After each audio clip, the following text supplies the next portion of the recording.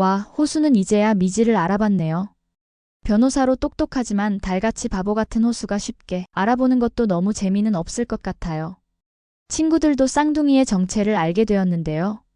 그동안 쌍둥이의 헷갈리는 한바탕 소동은 마무리된 것 같고, 이제는 바뀐 쌍둥이가 어떻게 회사 문제를 풀어나가느냐가 재미있게 전개될 것 같습니다. 미래 성격으로는 지금 회사 문제를 해결할 수 없을 것 같고, 미지라는 성격으로는 다른 통로를 열 것 같은데 여하튼 계속 지켜봐야겠습니다. 미래와 미지는 다음 주에 다시 바꾸자고 했지만 그들 마음처럼 바꿀 시간은 아직 아닌 것 같고, 미지와 호수가 로사식당 문제를 적절히 해결하고 미래의 상황을 모르는 미지가 박상영의 철을 만나면서 박상영과의 문제가 그게 아니었네 하는 식으로 돌려놓은 그때의 진짜 미래가 서울에 가서 자료 분석 정확히 해서 해결할 것 같습니다. 미래도 아직은 세진을 통해서 자신을 바라보는 시간이 더 필요해 보입니다. 1화에서 보이는 것이 다가 아니라는 미지의 거울 속 좌우명처럼 명확히 자신을 안 다음에야 꼬인 문제를 잘 해결할 수 있을 테니까요. 그럼 미지와 미래가 어떻게 성장해 가는지 6화 리뷰하면서 들여다보겠습니다. 5화 마지막 장면은 술 취한 미지가 호수를 불러내고 나도 너 좋아했다고 고백하는 장면으로 끝이 났어요. 그렇게 술 취한 미지를 호수는 자신의 집에서 재웠고 아침에 술 깨는 약을 사다 주면서 자신은 어제 다 정리되었다고 합니다. 미지는 뭘 정리했다는 거지? 기억이 하나도 안 나는데?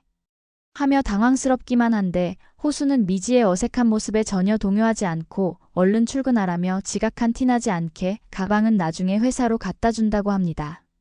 호수도 지각 여러 번 해본 모양입니다. 호수는 어젯밤에 미지임을 확인한 것 같아요. 그럼 어떻게? 계속 드라마 보겠습니다. 미지는 로사식당 매입 관련으로 사장과의 미팅하는 자리에서 사장의 질문에 만족스러운 대답을 하고 사장의 눈에 확실하게 이름 석자를 새기는데요. 신 팀장과 최 국장의 껄끄러운 표정이 다음 달부터 출근한다는 박수석과 또 얼마나 미지를 엮을지 심란해집니다. 7화 예고를 보니 박수석의 처가 미지 앞에 앉고 미지가 누구세요? 하니 서운하다면서 나는 한 번도 미래 씨를 잊은 적이 없다고 말하는 것을 봐서는 광화문 한복판에서 미래의 뺨을 때리고도 마음을 놓지 못해 미래에게 경고하러 나온 모양인데요. 미지의 책상 위에는 태희가 갖다 놓은 술깨는 약과 혼자 견디게 해서 미안해요. 하지만 늘 생각하고 있어요. 라는 메모가 있는데 SY는 수연이겠지요. 역시 태희는 미래의 선임 김수연의 동생이 확실해집니다. 하지만 미지는 그 메모의 이니셜이 수연이 아니라 박상영이라고 생각하는 것 같습니다. 이렇게 SY가 박상영이라고 잘못 알고 있는 미지가 오히려 예상치 못한 태도로 박수석처를 역전시키지 않을까 싶은데요. 김수연은 자신은 버티지 못하고 퇴사했지만 그만두지 않고 버티는 미래를 응원하고 있었고 자신의 동생 태희로 하여금 가끔씩 미래의 안부를 물어왔던 것 같습니다. 김태희 역시 미지가 방에서 나왔던 이야기를 듣고 끝까지 버티는 미지를 돕고 싶어진 것 같습니다. 태희가 데이터를 모으는 일을 하는 것과 미지가 핸드폰 하나쯤은 훔쳐올 수 있다는 말은 그동안 내부 비리의 자료를 차곡차곡 모아서 진짜 미래가 서울에 왔을 때 일목요연하게 이 문제를 해결하는 데 핵심이 될 것 같습니다. 한편 이충구는 로사식당 담당자가 미래임을 알고 박상영이라는 불편한 사람을 치워줄 테니 로사식당 매입을 전담해달라고 하면서 미지에게 딜을 하는데요. 신사옥 매입 사업의 대외비 자료를 넘겨주면서 충구는 로사 할머니 젊은 시절 사진을 보여줍니다. 사진 속에는 4명의 여자친구들이 있는데 그 속의 로사는 미지가 아는 로사 할머니가 아니었습니다. 로사 할머니의 집에서 봤던 로사와 상월이라고 씌어있는 사진에 분명 상월이라는 사람은 그 4명 중에 없었거든요. 상월의 노래시는 로사가 썼겠지만 그 로사가 지금 로사 할머니는 아니라는 겁니다. 진짜 로사라는 사람은 로사 할머니 기억 속에 공장 남자들이 돈 채워놓으라고 으름장을 놓은 장면에서 상월을 감싸주는 그 여학생인 것 같습니다. 그런데 왜 상월은 로사의 이름을 쓰고 있는 걸까요? 당시 상월은 가난하고 제대로 공부하지 못해 글조차 읽을 수 없는 여자였을 테고 로사는 한국대 사회학과 학생으로 상월이 다니는 공장에서 야학 공부를 가르쳤나 하는 생각이 듭니다. 하지만 어째서 상월은 로사의 이름으로 장학금을 기부하고 왜 지금껏 로사의 이름으로 살아왔던 것인지 궁금해집니다. 미지가 맡은 로사식당 매입은 로사 할머니한테는 큰 손해가 되는 상황인데요. 미지는 어떻게든 로사 할머니를 도우려 할 거고 호수는 충구한테 대외비 자료를 받은 미지가 걱정스럽기만 합니다. 로사 할머니가 글을 못 읽는다는 것을 호수는 알고 있었지만 미지가 미지라고 말 못하고 미래처럼 직장을 다녀야 하는 사연이 누구나 하나쯤은 있는 것처럼 말하지 않는다고 속이는 것은 아니라고 말합니다. 이렇게 속 깊은 호수가 속모르는 충구와의 싸움에서 잘 이겨나가야 할 텐데요.